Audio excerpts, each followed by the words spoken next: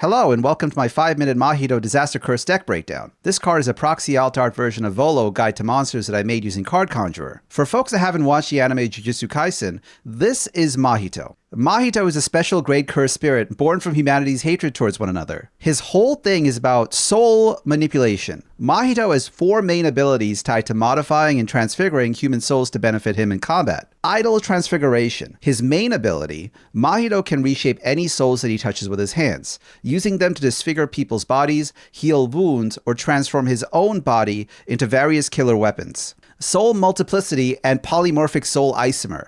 These are technically 2 powers, but they pair well together in order to allow Mahito to combine various souls together and transform them into transfigured humans who can attack opponents autonomously. Instant Spirit Body of Disordered Killing. The cardinal sin of every interesting big bad is that their final form is some big, slow, beefy power-up.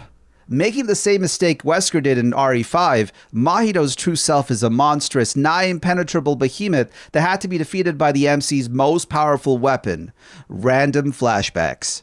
Finally, the last ability Mahito has allows him to everything around him, allowing him to modify, warp, disfigure souls on contact. It's considered to be one of the strongest domains. In order to capture the full power of Mahito, we need a commander that can warp the true essence of Magic the Gathering's creatures on demand, summon amalgamations to throw at his opponents, and clone these amalgamations, overpowering his opponent. There is one commander that I can think of who can do just that, Vololo Guide to Monsters. A 3/2 human wizard with the ability, whenever you cast a spell that doesn't share a creature type with a creature you control, or a creature card in your graveyard, copy that spell. You might be wondering, in what way did what I read relate to Cursed Spirit Mahito? This Volo belongs in an Ash Ketchum deck. Let me explain. There are over 150 keywords in Magic the Gathering, keyword being a term used to define a specific ability present on a card. Of those 150 keywords, 1 has been wiped from the register due to creating some of the most confusing game states, obfuscating the rules of Magic, and creating cards that should not belong in a regular game. Introducing Mutate, an ability which allows you to cast a creature spell for an alternative cost, and in return you get to meld the creature you cast with a non-human card on the board. A person casting Mutate has a choice to put a mutated card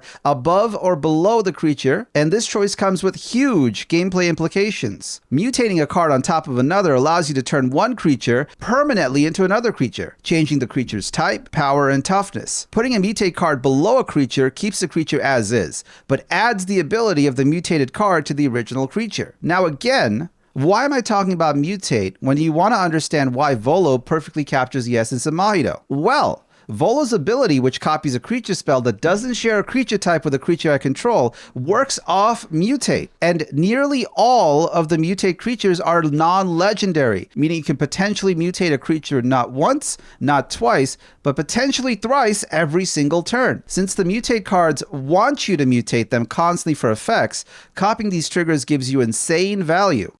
So now that we've exhaustively explained why Volo is Mahito, let's go over the mutate cards, the mutate hosts, and the potential endgame. Just for posterity, here's a list of support spells that we'll gloss over. Most of these are standard Simic ramp or protection spells that you're already familiar with. Mahito being a Simic commander, of the 39 mutate creatures, we're limited to 15. And considering our deck is based around and benefits from multiple mutate triggers, we're just going to try to add all of them in our pile. Just like Animal Farm, all mutate creatures are equally impactful, but some are more equally impactful than others. Let's focus on a few interesting ones. For the early game, Parcel Beast can be brought out for 2 Simic and provides the creature he's stitched to a very cheap land-based scry effect. Souvenir Snatcher is a costly mutated 5 in a blue, but it allows us to steal a non-creature artifact from my opponents every time this creature mutates. That Chill Mill the Inner Sun? Yeah, that belongs to me now. Let's save a mutated pile of creatures thanks to Mahito's creature copy effect.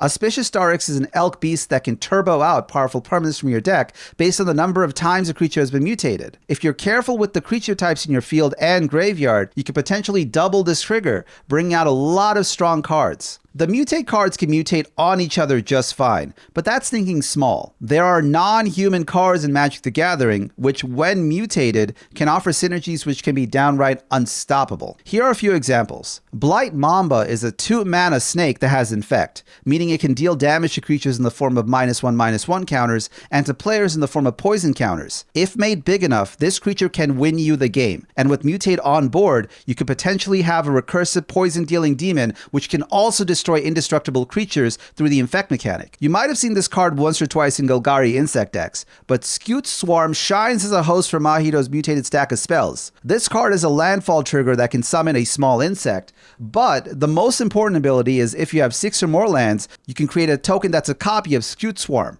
Copies of a mutated stack keeps all of the creatures and abilities that made up the stack. That one flying, drawing, tapping, shark, elk, snake thing? Yeah, now each opponent needs to deal with multiple of it. Let's say it's late game and you have a few mutated piles still alive thanks to powerful 1-mana interaction like Tamio's Safekeeping or Shore Up. A dirty, disgusting white player managed to Authority of the Consoles, Sheltered by Ghost, Soul Sisters his way to 100 life. With interaction running low, this guy might be the last player standing after everyone's finished wailing on each other. Imagine if you can mutate your commander, allowing you to deal the necessary 21 commander damage to destroy this fool. Wouldn't that be nice? Unfortunately, Mahito is a human wizard and doesn't qualify to be mutated. Unless we were to change his type. Introducing Trickery Charm, a 1-mana blue instant that reads, choose one, yada yada, gains flying. Target creature's type becomes the type of your choice until end of turn. But wait, there's more. These cards can temporarily change the type of creature too. Thank you, based old school magic. With these cards, we can change Mahito to a non-human creature type for a turn, allowing us to mutate creatures on top of them. Since the top card in the mutate determines the type of creature, after Mahito turns back into a human, he stays mutated. All of the fun mutate cards we just mentioned can be added to Mahito and copied due to his ability still being active. As long as your commander is part of the mutate stack, the stack can do commander damage. Swing into the degenerate white player with your flying, reach, trample thing for the game. So, do you think this deck captured the essence of Mahito? Are there cards you think would be better suited to make this deck work more effectively? Let me know. Also, thank you for watching the video. What should the next Jujutsu Kaisen character be that I cover? Let me know in the comments. Stay tuned, more to come.